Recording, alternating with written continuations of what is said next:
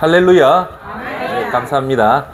오늘도 우중인데 장마가 시작됐다는데 장마하고 무관하게 오늘 많이 넣어주셔서 감사합니다. 오늘은 베드로전서 2장 9절 말씀으로 오늘 설교 제목은 당신은 존귀한 자입니다. 당신은 존귀한 자입니다 라는 말씀으로 오늘 말씀을 전가하겠습니다. 오늘 설교는 크게 세 가지로 여러분한테 말씀드리겠습니다. 첫째, 당신은 존귀하기 때문에 자부심을 갖고 가져야 된다는 말씀. 오늘 첫째. 두 번째는 당신은 존귀하기 때문에 혹시 어려운 일을 당해도 낙심하지 마십시오. 그리고 오늘 설교 세 번째, 당신은 존귀한 자기 때문에 존귀한 자답게 살아라고 하는 요 세 가지 말씀으로 오늘 저와 여러분들이 은혜를 받도록 하겠습니다. 오늘 베드로전서 2장 9절 본문 말씀을 읽도록 하겠습니다. 이 말씀을 읽을 때 살아계신 하나님 음성을 듣기를 바라겠습니다. 아멘. 여러분은 하나님께서 선택하신 민족이며 왕의 제사장입니다. 또한 거룩한 나라이며 하나님께서 홀로 다스리는 나라의 백성입니다. 하나님께서는 그분의 선하심을 선포하게 하시려고 여러분을 어두운 가운데서 불러내어 놀라운 빛 가운데로 인도하셨습니다. 아멘. 예. 오늘 그 말씀의 주제는 뭐냐? 오늘 여기 계시는 사모님 선생님들이 세상은 권력을 가지고 부를 가지고 명예를 가져야지 존귀하다지만 성경은 그거하고 관련 없이 예수님을 구주로 영접해서 예수님을 나의 주인으로 모시는 그 자에게, 모든 자에게는 어떤 자다? 존귀한 자다라고 성경은 분명히 말씀합니다.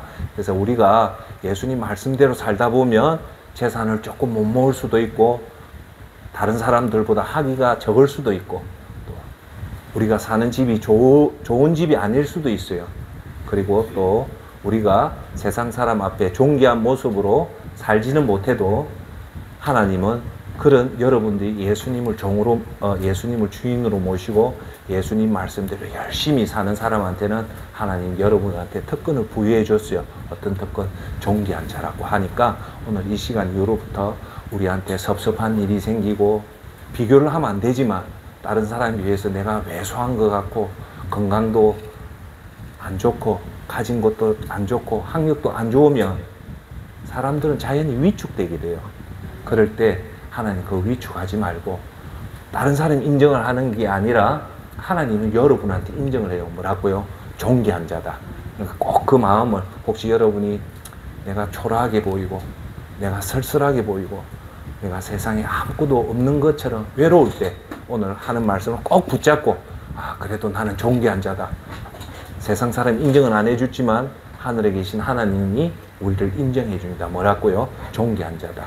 그래서 오늘 베드로전서 2장 9절에 왜 존귀한가에 대해서 얘기를 합니다. 자, 그러면 이 존귀하다라는 말이 국어사전에 그 뜻이 어떻게 나와 있냐면요, 지위나 신분이 높고 귀한 사람을 존귀하다는 거예요. 신분이 높고 자기 지위나 신분이 높고 귀한 사람을 존귀한 자라고 얘기합니다. 그러면 우리는 어떤 지위와 신분이 높은가를 오늘 성경에서는 뭐라고 얘기하냐면요, 그 부분에 대해서 베드로전서 2장 9절에 정확하게 얘기를 해요. 우리의 정체성, 우리의 그 존귀함이 네 가지를 얘기하는데 오늘 꼭 명심하시고 나는 이런 자다라고 꼭 가슴에 두시고 평소에 기분 좋을 때는 몰라도 우리가 우울하고 힘들 때마다 이 말씀을 대내에서 내가 존귀한 자다, 하나님 인정한 자다 해서 여러분의 믿음을 회복하기를 바라겠습니다. 첫 번째, 우리 신분이 뭐라고 얘기하냐면 하나님이 선택한 민족이라는 거예요. 네. 선택이라는 건 뭐냐? 아무나 다 하나님이 여러분을 사랑한 것이 아니라 선택을 했다는 거예요. 당신은. 예. 선택이라는 것은 전부 다 특권을 부여해 준 게 아니고 일부를 선택을 했다는 거죠. 예.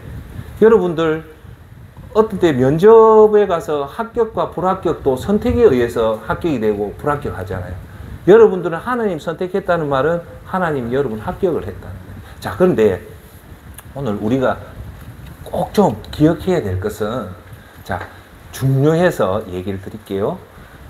존귀한 자는 교회를 다니는 자를 존귀하다 할까요? 아니면 예수님을 구주로 영접하고 예수님을 나의 주인으로 삼고 예수님의 계명대로 열심히 사는 사람을 하나님이 존귀한 자, 그걸 우리가 구분해내야 돼요. 아시겠죠? 그냥 뜻없이 그냥 가는 사람한테 하나님은 존귀하다고 한 거 아니에요. 반드시 알아야 될 것, 예수님을 따라해볼까요? 나의 주인으로 모신다는 말은 예수님의 계명을 철저하게 지키는 자를 하나님은 존귀하다 한답니다. 그래서 하나님 계명을 잘 지키는 자가 마태복음 23장 37절에 나오잖아요. 너는 마음을 다하고 목숨을 다하고 뜻을 다하여 내 하나님을 사랑하고 내 이웃을 내 몸과 같이 사랑하라. 이 자가 하나님이 말씀하는 존귀한 자입니다. 할렐루야. 예. 그냥 우리가 예수님 안 믿고 그냥 왔다 갔다 하는 사람을 존귀하다고 하지 않아요. 그러니까 오늘 저와 여러분이 하나님이 인정하는 존귀한 자가 되려면 어떻게 해야 된다? 꼭 명심하십시오. 내 마음을 다하고 목숨을 다하고 전심전력해서 하나님 앞에 예배드리고 하나님 앞에 말씀 듣고 하나님 앞에 기도하고 선교와 전도와 구제와 사람을 섬기는 그렇게 최선을 다하는 자를 하나님이 존귀한 자라고 얘기한다는 거예요. 할렐루야. 그러니까 아무나 하나님은 합격을 주는 거 아니에요. 그래서 그런 사람한테 첫 번째는 하나님이 선택한 민족이다. 그러면 여러분은 알고 있다는 거예요. 할렐루야. 예. 두 번째는 하나님은 왜 존귀하냐? 왕의 제사장이라는 거예요. 여러분, 제사장 직분은 어떤 사람이냐면 아무나 주는 게 아니에요. 제사장은 제가 만약에 제사장이라면 여러분의 죄를 제가 대신해서 하나님 앞에 나가서 여러분의 죄를 속죄시키는 신분이 제사장이에요. 그러니까 제사장은 믿음 생활에 제일 으뜸인 자예요. 아무나 제사장을 못해요. 그래서 구약시대는 인간이 제사장을 뽑는 게 아니라 하나님이 선택한 레위 자손에서 제사장을 뽑는다는 것은 하나님이 구별된 자로 삼는다. 그러면 여러분들이 제사장이라는 것은, 여러분 보세요. 제사장은 하나님 제사에 대해서 정확하게 알아야 될까요?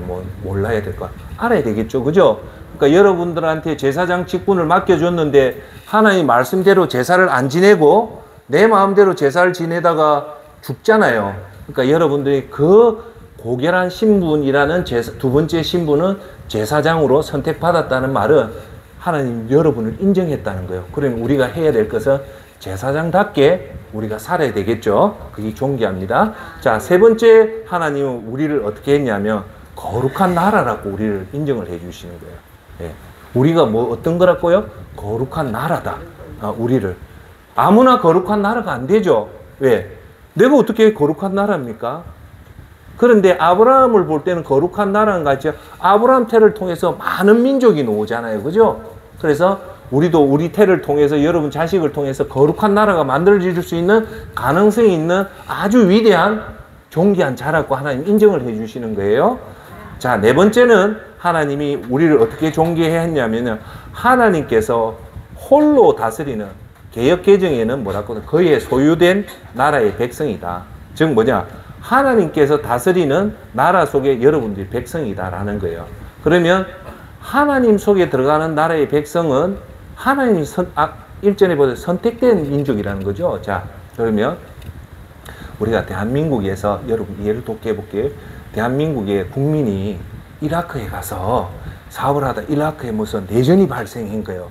그래서 비행기가 다 차단이 될 때 우리나라에서는 대한항공을 띄워서 우리나라 국민을 보호해내잖아요. 그런데 거기에 일본 사람이 있으면 우리나라 비행기가 갈까요? 안 갈까요? 안 가잖아요. 그러니까 그 나라의 백성은 그 나라가 보호해주고 지켜주는 의무가 있죠. 우리는 어느 나라의 백성입니까? 하나님 나라의 백성이라는 말은 여러분 잘 들으십시오. 하나님이 여러분의 내 나라의 백성이기 때문에 국민이기 때문에 하나님 여러분을 지켜주고 보호해 준다는 겁니다. 할렐루야. 그런데 이 하나님 보호에 들어가는 사람이 많을까요? 적을까요? 그렇게 많지가 않은 거예요. 그래서 오늘 여러분 꼭 오늘 다른 거는 다 잊어도 되지만 오늘 저와 여러분의 정체는 뭐냐? 내 모습은, 진짜 모습은, 겉모습은 내가 좀 초라하고 자신감 없고 좀 못났고 가진 거 없어도 우리 속에 있는 진짜 모습은 꼭 기억하시고 여러분 어깨를 쭉 펴고 당당하게 해야 됩니다. 그래서 첫 번째가 뭐냐? 우리는 하나님이 선택한 민족이다. 두 번째가 왕의 제사장이다. 제사장 아무나 못해요. 이스라엘 민족의 제사장은 1%도 안 되는 특권 에리트입니다. 정 여러분들은 그만치 하나님 귀하게 여기는 제사장이다. 세 번째는 뭐냐? 거룩한 나라고, 네 번째는 하나님 다스린 백성 속에 있다는 겁니다. 할렐루야. 그런데 에베소서 1장 3절에서부터 4절에 어떤 말씀이 나오냐면, 여러분 제가 이 설교할 때 참 중요하게 생각해 교리를 조금 많이 설명을 하거든요. 왜냐하면 열정은 어느 정도 지나면 없어져요. 그런데 교리를 여러분 정확하게 알면 어떤 경우도 바르게 설 수 있어요. 흔들리지를 않아요. 여러분들 뭐 이단이 와도 우리 하나님 말씀 위에 서면, 예수님 뭐라냐면 든든한 반석 위에 섰다거든요. 하나님 말씀 위에 서면 되기 때문에 그만치 교리가 중요해요. 그런데 여러분 이거 아십시오. 예수님을 진짜 나의 구주로 영접하는 순간 그것이 정확하면 그때 성령님이 우리한테 오십니다. 성령님이. 그게 제일 중요해요. 내가 진짜 구원을 받았다 안 받았다는 거는 성경에 보면요, 에베소서나 빌립보서 이쪽으로 보면 계속적으로 나오는 게 뭐냐? 성령님이 뭐라고 하냐면 보정을 받았다는 거예요. 구원을 보정. 예. 여러분 보정보험에 가서 보정보험 끊으면 돈을 대출해 주잖아요. 그런데 우리가 천국 갈 수 있는 보정을 해줬대요. 그 보정을 받은 사람은 무조건 천국을 갈 수 있어요. 그런데 그 보정을 못 받으면 천국을 못 가는데, 그 보정을 누가 해주냐면요, 따라합시다. 성령님. 그러니까 여러분들이 진짜 예수님을 영접하고 성령님이 들어오면 누가 뭐래도 여러분들 천국 갑니다. 할렐루야. 그런데 여러분들이 이렇게 구원받았던 자의 가장 큰 특징은 뭐냐면 여러분 속에 성령님이 와 계신 게 분명해야 돼요. 그런데 이렇게 여기 계신 여러분 중에 예수님을 제대로 믿어서 성령님이 들어와 계시는 분도 있고 안 계시는 분도 있습니다. 지금도 때가 안 늦었으니까 예수님을 정말 제대로 믿고 예수님을 영접을 하면서 여러분 중요한 게 있어요. 뭐냐? 영접하는 순간에 제일 중요한 건 이제 내 방식대로 안 살고 예수님이 말씀하신 그 방식대로 살겠습니다라고 예수님과 약속하고 내 스스로에게 그 약속을 지켜나갈 때 그게 성령님이 왔다고 하는 증거입니다. 할렐루야. 왜? 그렇게 살려면 성령님 도움 없이는 못하거든요. 그래서 제가 선생님들, 사모님들 예배 들어오는 거 보면 사실은요, 이 예배 참석도 우리의 의지가 아니고 성령님이 여러분들을 이끌어 준다고 보면 정확합니다. 할렐루야. 근데 에베소서 1장 3절 4절에 무슨 말이 있냐면 놀라운 말이에요. 여러분들이 구원받은 자는 하나님이 언제부터 여러분을 구원받게 하냐면요, 놀라운 말씀이 나와요. 뭐라고 나오냐? 자, 읽어드릴게요. 하나님 곧 우리 주 예수 그리스도의 하나님을 찬양합니다. 하나님은 그리스도 안에서 하늘에 속한 모든 신령한 복을 우리에게 복을 주신 분입니다. 하나님은 세상이 창조되기 전에 그리스도 안에서 우리를 선택하셔서 사랑 가운데 그 앞에 거룩하고 흠이 없게 하셨습니다. 했습니다. 여기서 핵심 키워드는 뭘까요? 창세 전에 우리를 선택했다는 거죠. 이 놀라운 얘기예요. 즉 뭐냐? 천지가 만들기 전에 벌써 여러분을 하나님은 선택했다는 겁니다. 할렐루야. 엄청 놀라운 사실이에요. 하나님 여러분을 언제부터요? 천지가 만들기 전에 벌써 여러분을 선택했다는 겁니다. 할렐루야. 이렇게 선택한 사람은 절대 안 놓쳐요. 왜? 오늘 베드로전서에서 2장에 말씀했던 여러분들은 네 번째 어떤 하나님의 백성이기 때문에 하나님 백성은 어떤 경우든 하나님이 불꽃 같은 눈으로 지켜주시고 보호해 주십니다. 할렐루야. 자, 시편 16장 3절에 어떤 말이 나오냐면 땅에 있는 성도들은 존귀한 자들이니 나의 모든 즐거움이 그들에게 잇도 달았고 얘기하면서 땅에 있는 성도들은 어떤 자? 존귀한 자라고 얘기하는 거예요. 자, 그러면 여기 시편 16장 3절에 어떤 사람이 존귀했냐면 땅에 있는 누구라고요? 따라합시다. 성도. 땅에 있는 성도들은 뭐한 자? 존귀한 자다. 그러면 여러분 제가 질문해 볼게요. 성도가 무슨 뜻일까요? 우리가 쉽게 말하는 성도, 인애, 긍휼 이런 것들은 엄청나게 중요한 의미가 담긴 단어인데도 아는 사람이 별로 없어요. 그럼 성도가 뭐냐?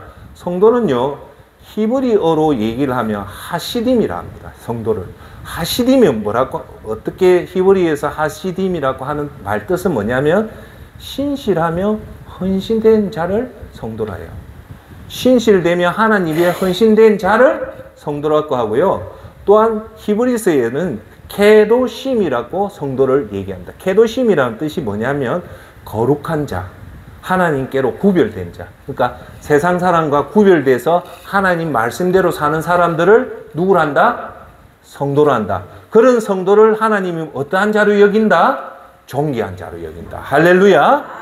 그러니까 우리는 예배를 드리고 말씀을 드리고 해서 세상에 나가서 사람들에게 군림하는 것이 아니라 사람을 섬기는 본으로 살 때 우리는 우리의 제일 좋은 이름은 목사님도 아니고 선교사님도 아니고 장로님, 권사님, 안수 집사님이 아니에요. 우리는 딱 하나, 성도라고 하면 됩니다. 할렐루야. 예. 자, 그러면 존귀한 특징의 가장 하나님이 우리를 존귀하게 여긴다는 그 사실 중에 그러면 하나님이 우리한테 준 최고의 특징이 뭐냐? 보호해 줍니다.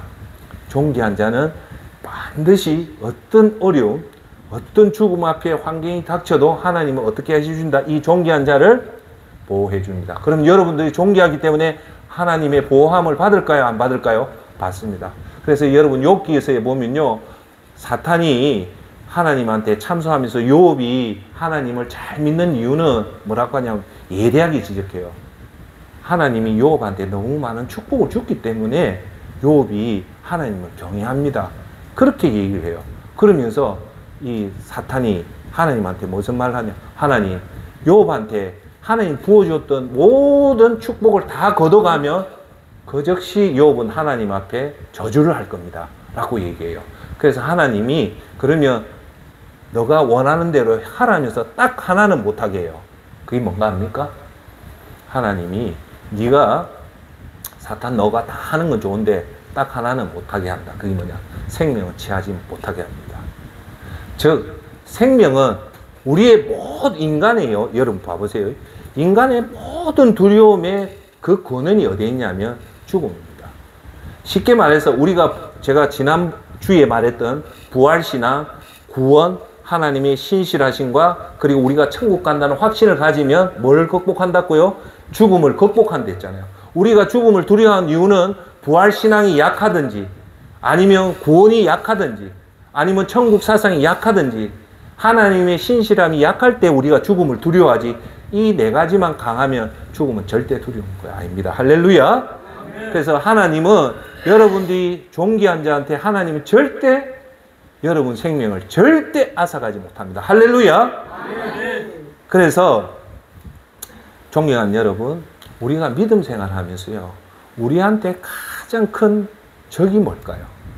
여러분, 세상은 우리 믿음을 방해하는 악한 세상이란데요. 세상은 우리를 어떻게 믿음이 방해하는가 합니까? 귀신같이 나타나고 그런 게 아니에요. 잘 들으십시오.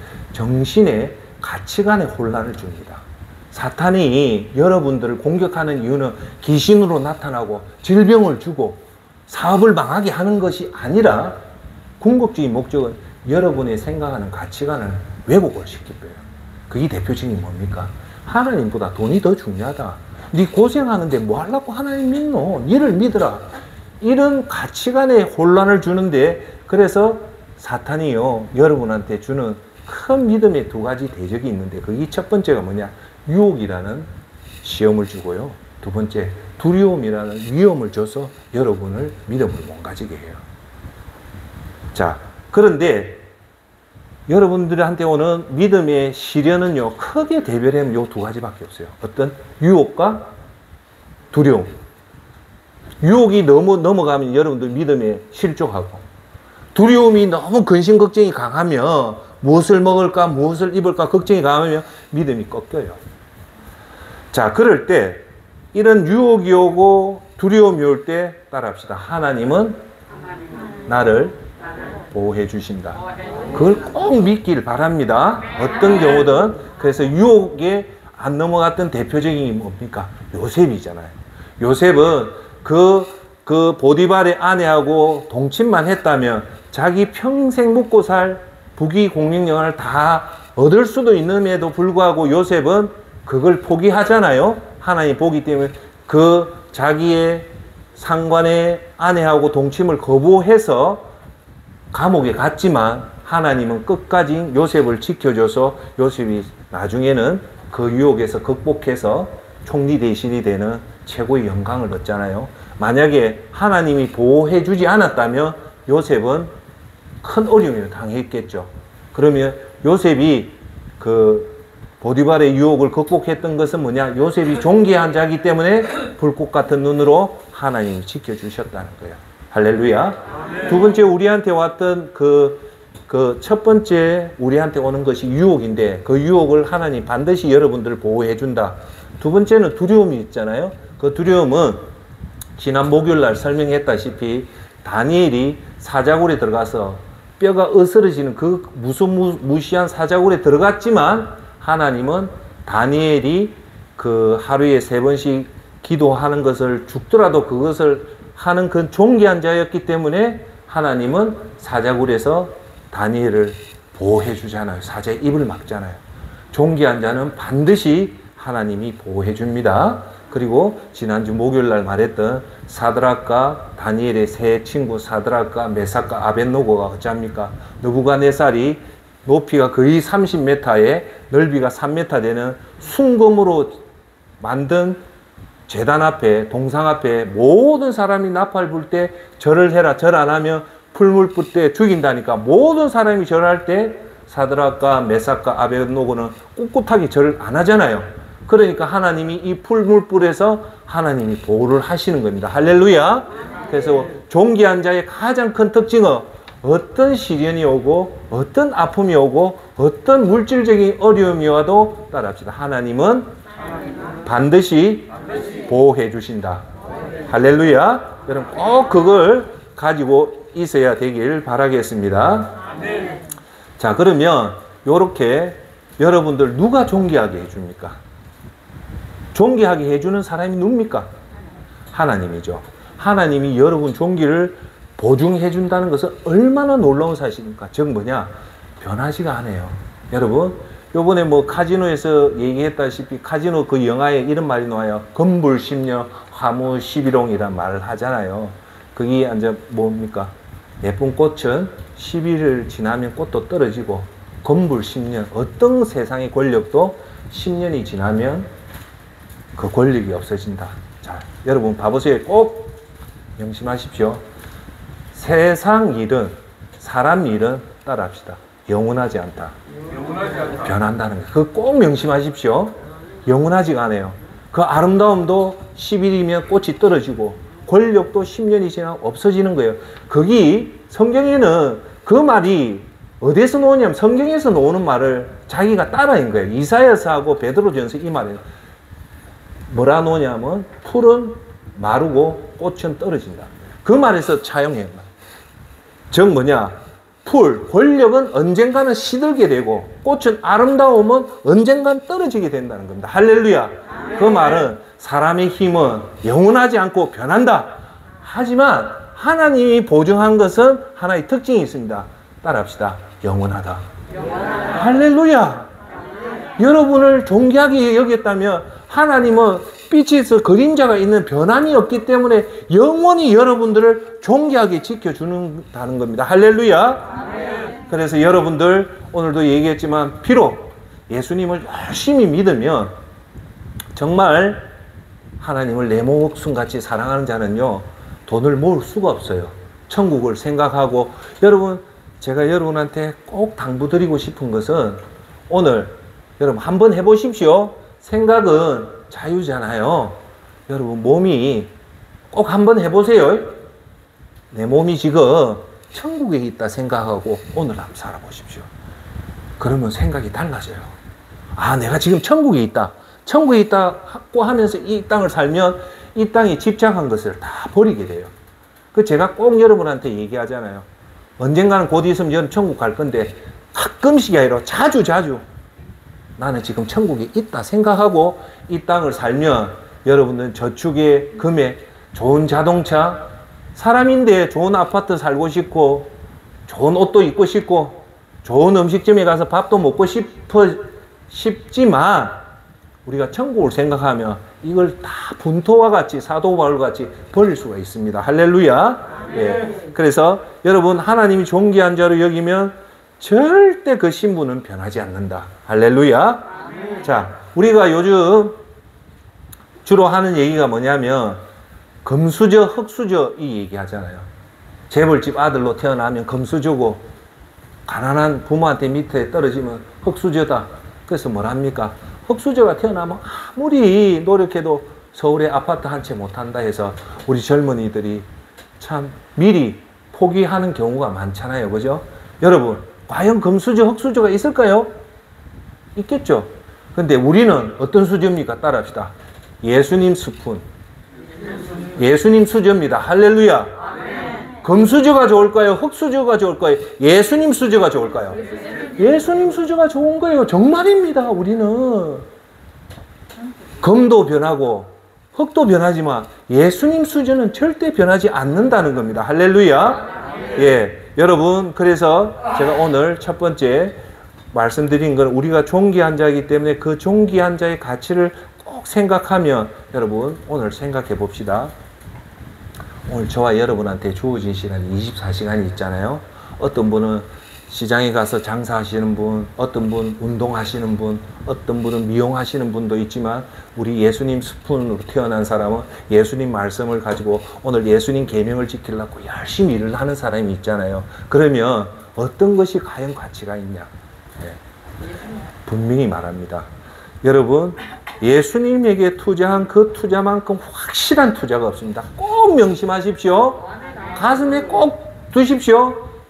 꽃은 시들고 풀은 마릅니다. 변하지만 여러분들이 오늘 예수님 앞에 드렸던 이 시간, 여러분 앞에 사람들 앞에 섬기는 그 모습으로 하나님께 영광 돌리면 예수님은 꼭 여러분에게 존귀한 자로 인정해 준다는 겁니다. 할렐루야. 예, 꼭 그래서 오늘 이 말씀 듣고 아, 센터장이 그랬구나.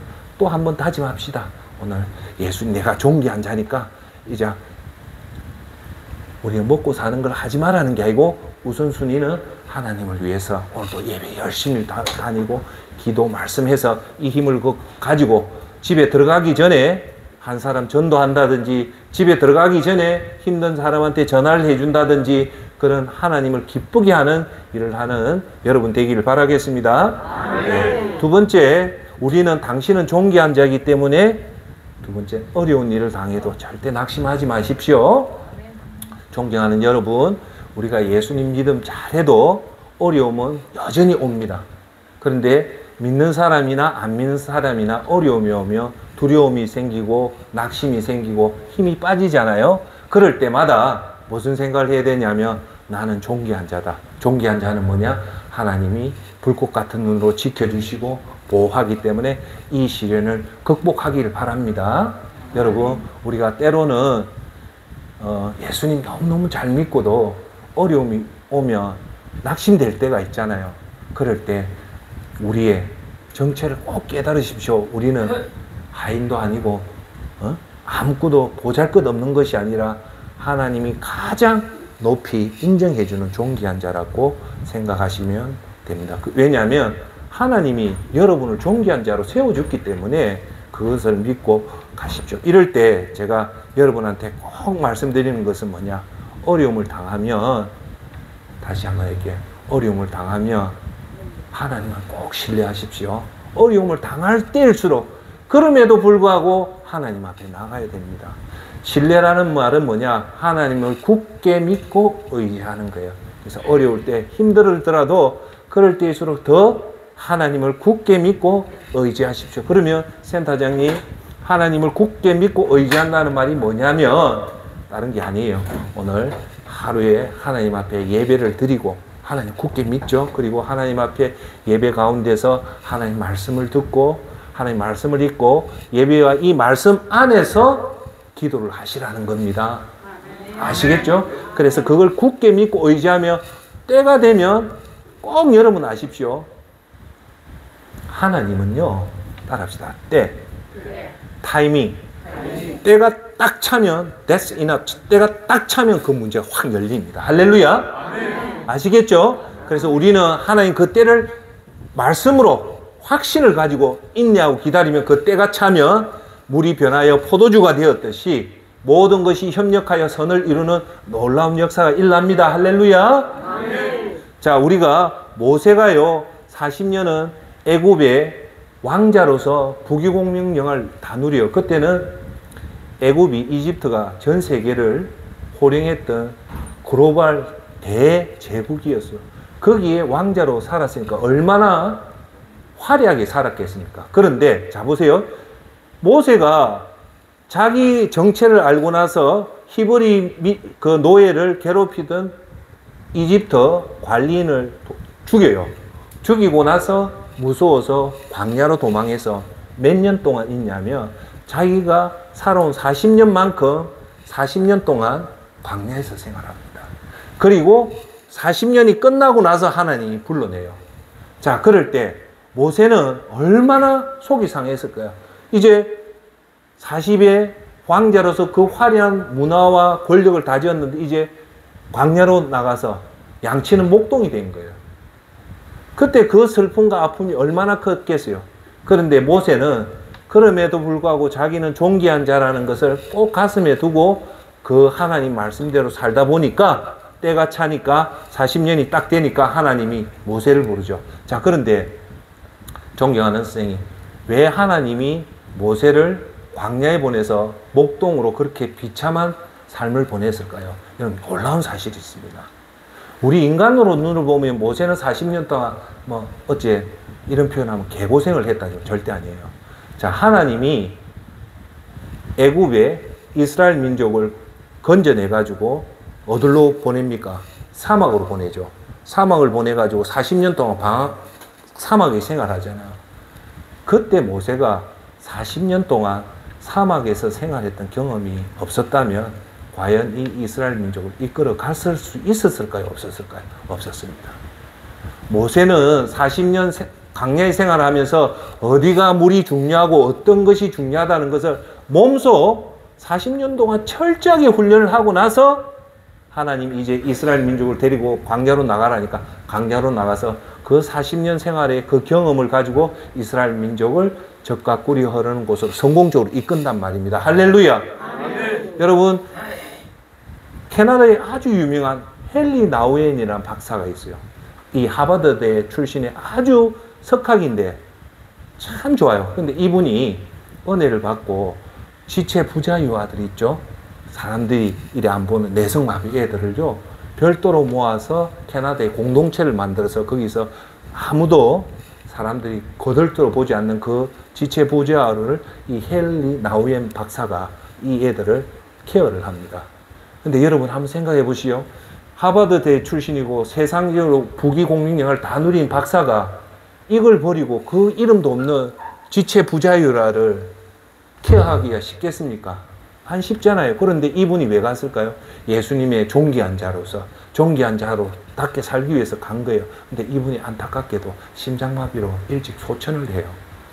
참 그래서 이분이 돌아가시기 전에 명저 좋은 책을 많이 썼어요. 그 중에 하나가 상처 입은 치유자라는 책이 있는데 그 책이 공전의 베스트셀러가 됩니다. 아주 유명한 책이에요. 그럼 이 헨리 나우엔이 상처 입은 치유자를 쓴 주제가 뭐냐면 하나님이 당신한테 시련을 주고 상처를 주는 이유는 당신과 같이 똑같은 상처를 입은 자를 도와주라고 여러분한테 상처를 준다는 거예요. 그 말을 이렇게 하잖아요. 가부심정 호라비가 안다듯이 암 환자는 암이 걸린 사람만이 그걸 잘 알아요. 그랬듯이 만약에 모세한테는 그런 시련을 준 것은 이제 그 시련을 통해서 민족을 강야에서 구출하기 위한 훈련이었고, 만약에 여러분에게 이혼의 상처가 있다면 그 이혼을 통해서 주위에 이혼당한 사람의 아픔을 치유해 주라고 여러분한테 상처를 주는 거예요. 할렐루야. 그게 여러분을 고생시키려는 것이 아니라 그걸 통해서 똑같이 어려움에 빠진 사람을 도와주고 섬기라고 하나님 주시는 특권이라는 겁니다. 할렐루야. 예. 그래서 우리는 이렇게 어려운 일을 안 당할 수가 없어요. 우리 믿는 사람은 꼭 기억하십시오. 어려움이 당합니다. 당하는데 이 당하는 이유는 뭐냐면 잘 생각하십시오. 이런 걸 통해서 여러분의 믿음을 한 번 더 점검해보고, 그래서 성숙과 성장을 하기 위해서는 이 시련을 주는 거예요.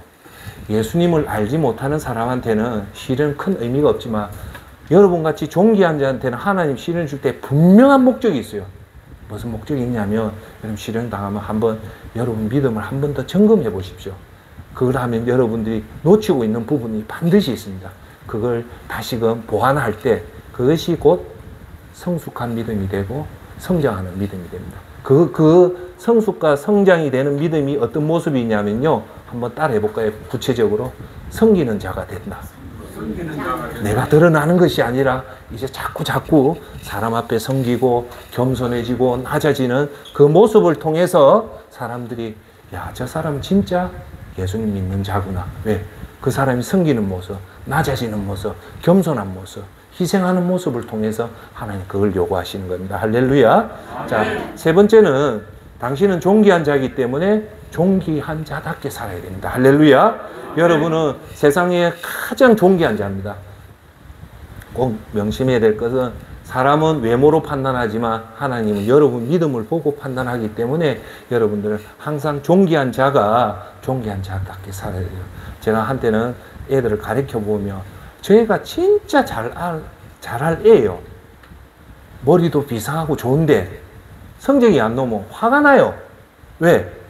잘할 애가 못하니까 화가 나는 거고, 또 공부에 재능이 없는 아는 또 다른 거 재능이, 공부 못하는 애가 공부 못하면 그냥 이해가 되지만 공부 잘할 애가 공부를 못하면 선생님이 그 애를 좋아하면 화가 나듯이, 여러분들이 존귀한 자가 존귀하게 살아야 됨에도 불구하고 거지같이 살면 하나님 실망하잖아요. 그래서 여러분들은 항상 존귀한 자답게 살아가야 된다는 것을 꼭 명심하시기를 바라겠습니다. 아멘. 그래서 제가 항상 이 존귀한 자의 그 삶을 존귀한 자답게 살아라는 말은 뭐냐면요, 제가 여러분한테 거듭 얘기하는 말이 뭐냐면, 사실 전도도 열심히 하고 여러분같이 예배도 열심히 드리고 그 다음 제가 구제도 하고 이런 사람들이 사실은 많이 없어요. 좀 어째 보면 이해하고 들으세요. 그런 분들은 영적 에리트예요. 정말 예배도 열심히 다니고 교회 활동도 열심히 하고 이런 사람이 지금 현대교회에 별로 없어요. 아주 귀한 보석이에요. 그런데 제가 왜 자꾸 여러분한테 순수한 믿음이라고 얘기하는 거 아세요? 왜냐하면 저는 여러분들 좀 특별하게 봐요. 이 평일날 여기 이 예배 오기가 쉽지가 않아요. 좀 특별하게 봅니다. 그런데 제가 항상 얘기하지만 이렇게 여러분들 믿음 생활 잘하는 사람이 하나 놓치는 게 있어요. 그게 뭐냐, 자기 자신을 끊임없이 하나의 말씀에 이렇게 복종을 안 시키면 우리 마음속에 엉뚱한 느낌이 와요. 그게 뭐냐, 지금부터 하는 내 얘기를 잘 듣고, 왜 센터장이 자꾸 순수한 믿음을 자꾸 여러분한테 하냐면, 그거는 일반인들한테 내가 하는 거예요. 일반인들은 그렇게 믿음 생활해도 못해요. 적어도 비아냥이 아니고 선데이 크리스찬 일주일에 한 번씩 교회 나가서 주일 예배 드리는 분들은 사실은 제가 볼 때는 뭐 그리스도인이 맞지만 군병은 아닙니다. 하나님 영적 전쟁에 나갈 수 있는 강력한 영적 전사는 아니에요.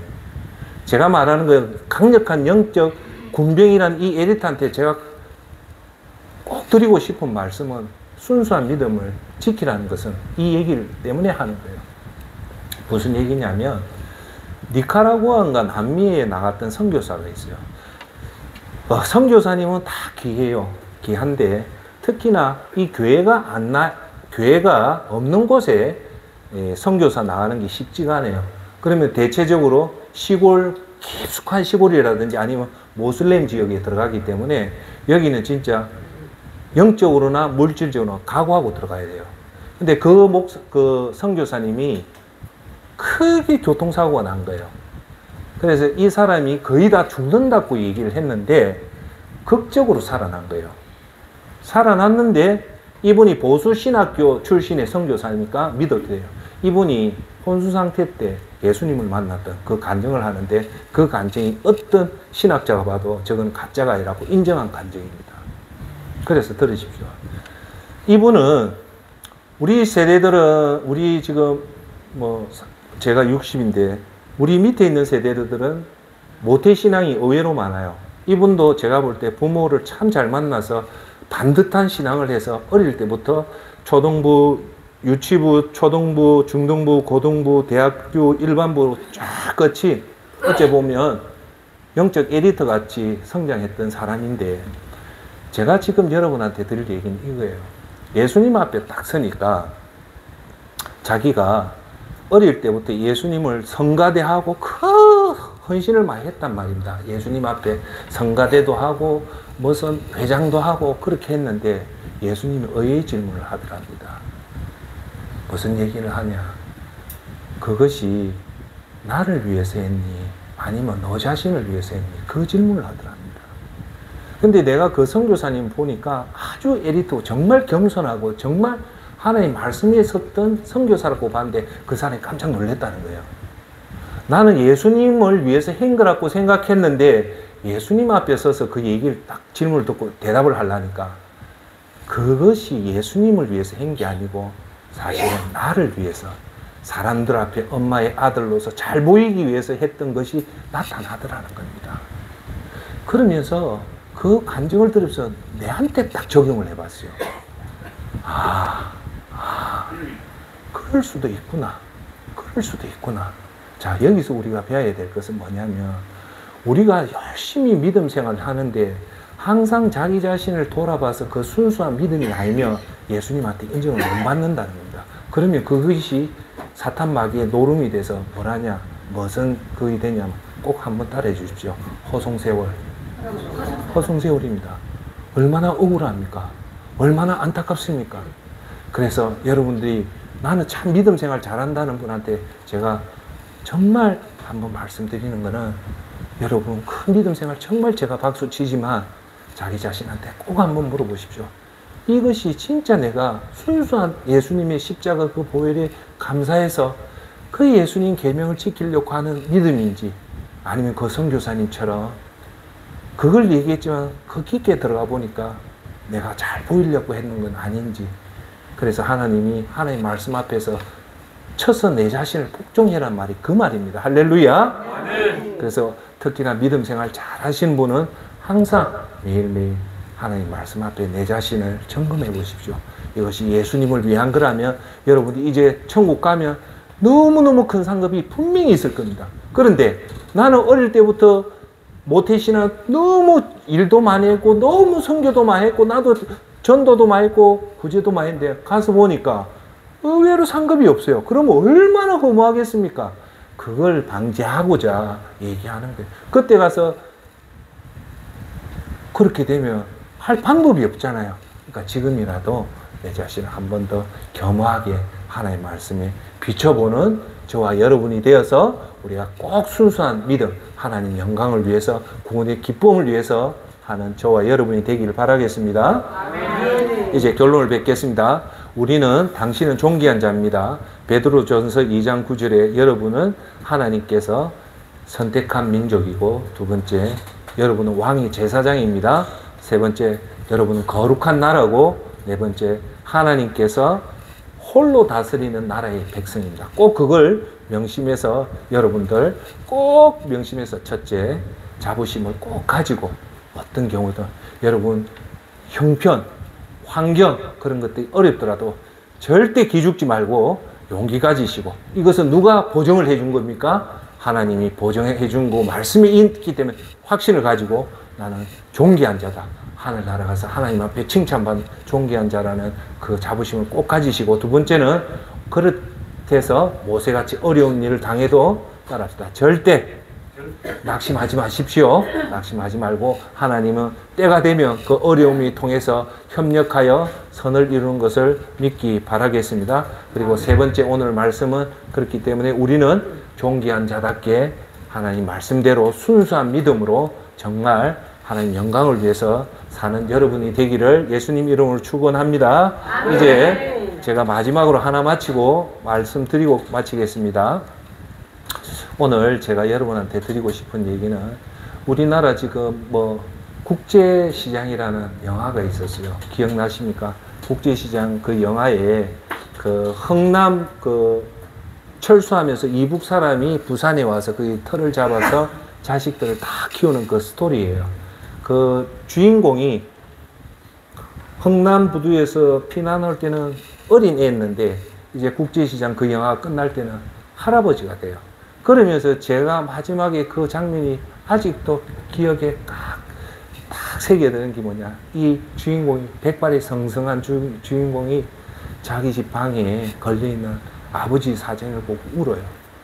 왜? 아버지, 내 이만큼 애들 잘 키웠다 아닙니까? 아버지가 내 장남이라고 너 동생들 키우는데 이만치 잘 키웠습니다. 아버지, 쟤 좀 칭찬 좀 해주이소. 이 말을 하더라고요. 너무 힘들게 살았는데 아버지한테 너 참 장남으로서 참 동생들 잘 키웠다. 그 박수 소리를 듣고 싶었는데 아버지는 없는 거예요. 제가 오늘 왜 이 말씀을 하냐면 지금 아마 여러분들은 지금 자식들이 많게는 50, 적게는 40, 30일 겁니다. 지금 세상 사는 게 절대 쉽지가 않습니다. 아마 여러분 자식들은 정말 이 세상에서 고분분투를 하고 있을 거예요. 그럴 때 그 자식들이요, 제가 여러분들이 건강해야 됩니다.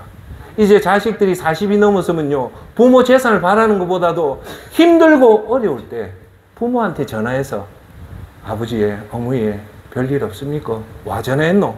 그냥 아버지 목소리 듣고 싶어 전화한 거 아닙니까? 할 때는 그 애가 지금 마음이 아파서 이 세상에서 진짜 위로를 해주고 격려해주는 사람은 부모밖에 없습니다. 여러분, 살아있는 것 자체가, 부모가 살아있으면 내가 힘들고 어려울 때 그 목소리 한번 듣고 용기를 가집니다. 여러분들 정말 죽음 직전에 가서 살아나는 거는 그 엄마의 따뜻한 말 한마디, 아버지의 따뜻한 그 말 한마디 때문에 자식들이 다시 일어납니다. 그럴 때 부모가 꼭 해줘야 될 말, 야야 힘들지? 용기 잃지 마라. 그 소리를 자식들은 지금 현대 여러분들한테 제일 듣고 싶은 소리가 그겁니다. 두 번째, 힘들더라도 절대 나쁜 일 하면 안 된다. 정직을 지켜라. 그게 어른이에요. 그리고 세 번째 꼭 해야 될 말, 어렵더라도 예수님 정말 잘 섬기라. 그걸 남겨주는 것이 어른입니다. 그 소리를 지금 아들들이 40대 된 아들, 30대 된 아들, 50대 된 아들, 세상에 나가서 싸우려니까 힘은 없고 지치고 힘 없을 때 할 수 있는 것은 살아계신 여러분한테 전화 돌리는 밖에 없습니다. 그럴 때 여러분 위로해 주시고 격려해 주시면서 끝으로는 따라합시다. 예수님 잘 믿어라. 그래서 여러분들이 이 땅을 떠날 때 자식한테 딱 한마디 유언을 한다면 예수님 잘 믿고 천국에서 만나자. 그 유언이 우리가 할 수 있는 최고의 유언입니다. 꼭 그걸 명심하시고 부모된 도리로서 여러분 넉다리, 뒷문에 있는 넉다리가 아니라 정말 이 세대의 힘든 자식들을 케어해 줄 수 있는 지혜로운 부모가 되기를 예수님 이름으로 축원합니다. 기도합시다.